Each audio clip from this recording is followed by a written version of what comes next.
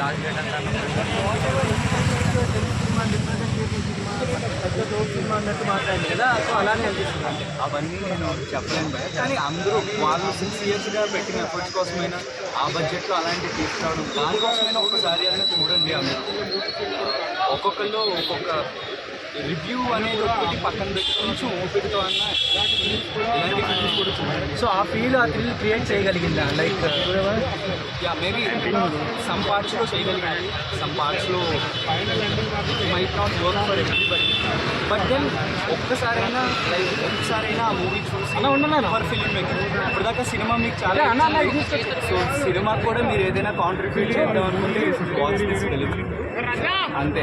Okay, thank you bro, super bro. ఎలా అనిపిస్తుంది నా విశ్వకి సేమ్ కెరియర్లో ఇది బెస్ట్ మూవీ అని చెప్పొచ్చు, బ్లాక్ బస్టర్ చెప్పొచ్చు.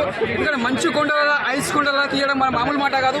ఎందుకంటే ఆ సినిమా ఎంత కష్టపడదో దాని తగ్గట్టు సినిమా కూడా అంతా చాలా బాగుంది. ఎందుకంటే అలా వస్తాడు, అలా చేస్తాడు అనేది అసలు టోటల్లీ డిఫరెంట్ యాటిట్యూడ్ అనమాట, డిఫరెంట్ టాపిక్.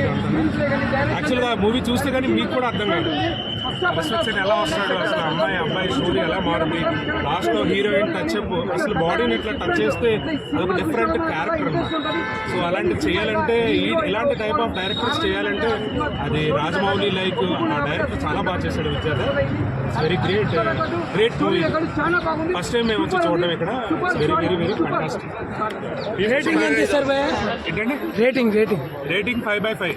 మీరు అసలు చూడాలి ఫస్ట్ మూవీ, మీరు అందరూ చూస్తే ఆ థ్రిల్లింగ్ అంటే ఏంటంటే